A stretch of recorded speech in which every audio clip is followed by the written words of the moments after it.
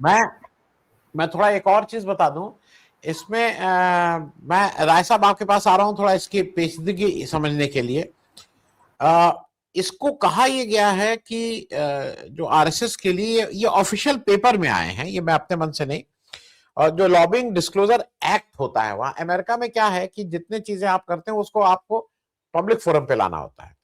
आपने किसको पैसा दिया, आपने किससे पैसा लिया, जब आपकी बैलेंस शीट बनती है तो पब्लिक फोरम में, पब्लिक डोमेन में आता है। उसमें जो डिस्क्लोजर फाइल हुआ है लॉबिंग डिस्क्लोजर एक्ट के तहत, उस पे ये बताया गया है कि स्क्वायर पैटर्न बॉक्स नाम की एक कंपनी है जिसको आरएसएस ने अपनी लॉबी करने के लिए नियुक्त किया है। और 2025 के पहले 3 क्वार्टर, मतलब जनवरी से लेके सितंबर तक में, उन्होंने इस कंपनी से, आरएसएस से, $3,30,000 उनको मिले हैं। 1 लाख, एक डॉलर करीब ₹9 का है। तो मोटा मोटा ये अंदाज है कि 3 सवा 3 करोड़ रुपए इनको पहले 3, मतलब 1 करोड़ हर क्वार्टर में, मान के चलिए कि 1 करोड़ हर क्वार्टर में मिल रहा है। अब जो ज्यादा इंपॉर्टेंट बात है जो मैं आपसे पूछना चाह रहा हूं, और इसमें नाम भी दिए हैं कौन कौन इनके इंडिविजुअल लॉबिस्ट हैं: बिल शेट्सर, रेबेका सनकाला, ब्रेडफोर्ड एलिसन, रुमिला कासुलके। आरएसएस ने इसको डिनाई किया है। RSS has publicly denied hiring any lobbying firm, stating that it operates solely in India and has no engaged lobbyists in US। अब ये थोड़ा शब्दों से खेलने वाली बात है कि हम केवल हिंदुस्तान में ऑपरेट करते हैं और हमने अमेरिका में कोई लॉबिस्ट नहीं रखा। जबकि ये तो रिपोर्ट कह रही है, ये रिपोर्ट डंके की चोट पे कह रही है, इसने अपना रिपोर्ट पब्लिश किया है कि 107 यूएसए में संघ परिवार के जो मातृ संगठन है उसकी अलग अलग नाम से वहां पे संस्थाएं हैं। मैं ऐसे ही उसको एक क्विक वो कर रहा था। वॉशिंगटन डीसी जो उनकी राजधानी है वहां पे 25, California 5, Los Angeles 6, Florida 7। Florida में क्योंकि मायामी में भी आरएसएस के लोग अब नहाने आने धोने का उनको, मायामी तो हम बीची के वजह से जानते थे, फ्लोरिडा और मायामी ये सब जगह है। न्यूयॉर्क, फिलाडेल्फिया में 15, ह्यूस्टन में 13, एटलांटा में 6। एटलांटा वाले से हम लोगों का भी सामना हुआ था जब हम लोग गए थे।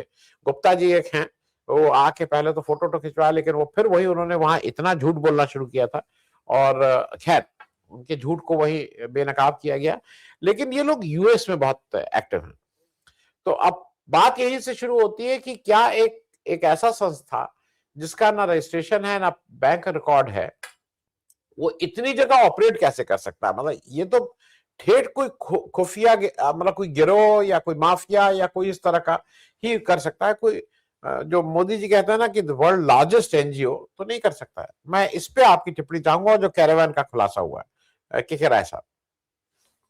सर, ये बहुत बड़े आर्थिक भ्रष्टाचार के खुलासे का भी इसमें ढेर सारे इस लेख में रहस्य छिपे हुए हैं।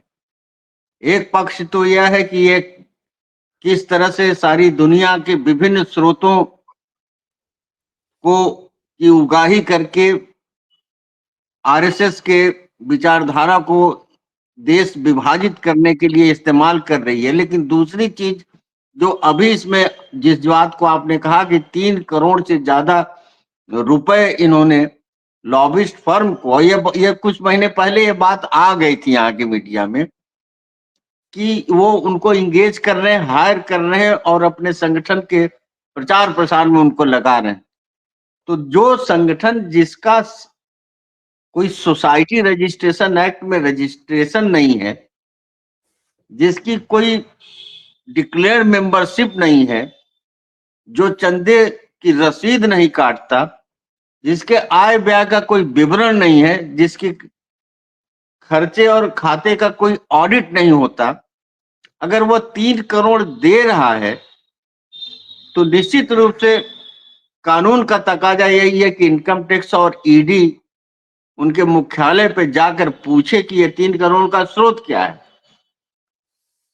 अभी ये जो इनका जो झंडेवाला में 175 करोड़ या कितने में, ये 14 मंजिला जो, जिसको कैप्सूल कहा जा रहा है, 3 कैप्सूल में और कैसे कैसे इलेक्ट्रॉनिक सुपरफास्ट लिफ्ट में क्या जो बनाया है, अभी ये इन्होंने कोई स्रोत नहीं बताया कि 175 करोड़ या 100 या 75 करोड़ लगा है, तो ये पैसा कहां से आया। मोटा मोटी जैसे इन्होंने बता दिया कि भाई कुछ हमारे चाहने वाले, हमारे श्रद्धालु ने अपने निजी कोष से यह चंदा दिया है, तो वो निजी कोष से चंदा जो दिया उसके अपने आय का क्या स्रोत है। तो इस बहुत बड़े अंतर्राष्ट्रीय गोरख धंधे का भी एक पर्दाफाश इससे हो रहा है, जिसमें जो एक मनी लॉन्ड्रिंग जैसा मामला है, जिसमें कि इनके रुपए पैसे के काले सफेद होने का हिसाब रखने वाला इस देश या दुनिया में कोई संस्था नहीं। अदरवाइज अमेरिका में जिस तरह का स्क्रीनिंग स्टेट अमेरिका है, और जहां पर आने जाने वालों को जहां पर हमारे लोगों को गिन गिन कर हथकड़ी और बेड़ी में बाहर भेजा जा रहा है और इलीगल माइग्रेंट की दर्जा दिया जा रहा है, वहां इतने संगठन के इतने दफ्तर खोलकर और उसको डिनाई करके भी वो संगठन चला रहे हैं, तो आखिर अमेरिकी स्टेट कैसे इसको एब्जॉर्ब करे, कैसे एडजस्ट कर रही है, कैसे स्वीकार कर रही है। क्या अमेरिका भी उस एक एक्सटेंडेड उस बृहत्तर उद्देश्य को अग्रसारित करने, आगे करने में आरएसएस का मदद कर रही है कि साउथ एशिया में, कि भारतवर्ष में और इस पूरे सब कॉन्टिनेंट में जिस तरह से एक तालिबान का एक शासन चल रहा है वहां पर, उसी तरह से एक प्रतिक्रियावादी घोर दक्षिणपंथी फासिस्ट विचारधारा का पूरा एक माहौल बन जाए, जिसमें कि सब लोकतंत्र और सेकुलरिज्म और भाईचारा और जैसे सारे मूल्य जो हमारे आजादी के आंदोलन से और उसके पहले के तमाम संघर्षों से विकसित हुए, तो समाप्त हो जाए। क्या अमेरिका भारत को एक रिपब्लिक बनाना चाहता है, जिसके संकेत वोट चोरी से भी मिल चुका है कि हम डेमोक्रेसी में पीपुल्स विल को प्रकट नहीं होने देंगे, जनादेश में जनाकांक्षा नहीं प्रतिबिंबित होगी। इनको देखिए, ये हम इतने महान व्यक्ति बैठे हैं आपके हम लोग के बीच में, उनके सामने मैं क्या अपनी बात कर सकता हूँ। उनको सुनकर, उनको पढ़कर हमने आरएसएस को समझा, शमसुल इस्लाम साहब को भी पढ़कर और सुनकर। लेकिन देखिए ये लोग, ये जो इनके जो आचार्य थे, ये लोग जब गए मुसोलिनी से मिलने और वो इटली और जर्मनी का दौरा किए, तो इन्होंने इस तरह के संगठन के निर्माण और विकास के सारे प्रवृत्तियों को समझा और देखा कि कैसे जो वहां का फासिस्ट संगठन था और वहां की जो कार्रवाइयां थी, उसमें भी यही सारी गुप्तता थी कि संगठन का नाम नहीं स्पष्ट है, संगठन का ऑफिस नहीं स्पष्ट है, संगठन का कोई खाना और खर्चे का हिसाब नहीं स्पष्ट है, लेकिन संगठन का उद्देश्य बहुत स्पष्ट। संगठन का उद्देश्य ये है कि हमको किस रक्त और किस नस्ल को इस दुनिया के और किससे उसका वजूद मिटा देना, और इसीलिए इनके कार्य पद्धति बिल्कुल वैसे ही है जैसे मुसोलिनी के और जैसे हिटलर के पार्टी की थी, कि हम किसी भी तरह से जनभावना को करके ये पैसा 1 नंबर या 2 नंबर या सही और गलत तरीके से इकट्ठा करेंगे, हिसाब नहीं देंगे।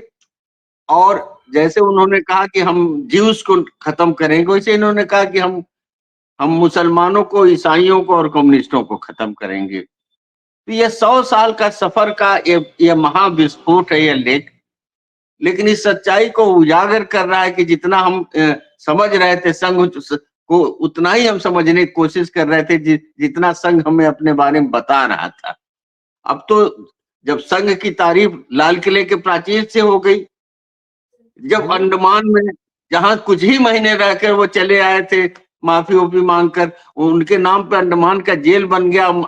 मोहन भागवत अब राजनीतिक कार्यक्रमों में खड़े होने लगे हैं और अभी अमित शाह जी के साथ उन्होंने सावरकर की मूर्ति स्थापित किया।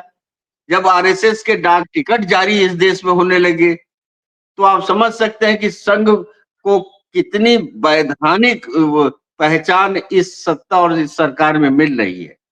ऐसे में एक बहुत बड़ा पर्दाफाश यह है जिसपे एक व्यापक बहस की जरूरत है और आरएसएस के पूरे संरचना को फिर से समझने की जरूरत है। जी।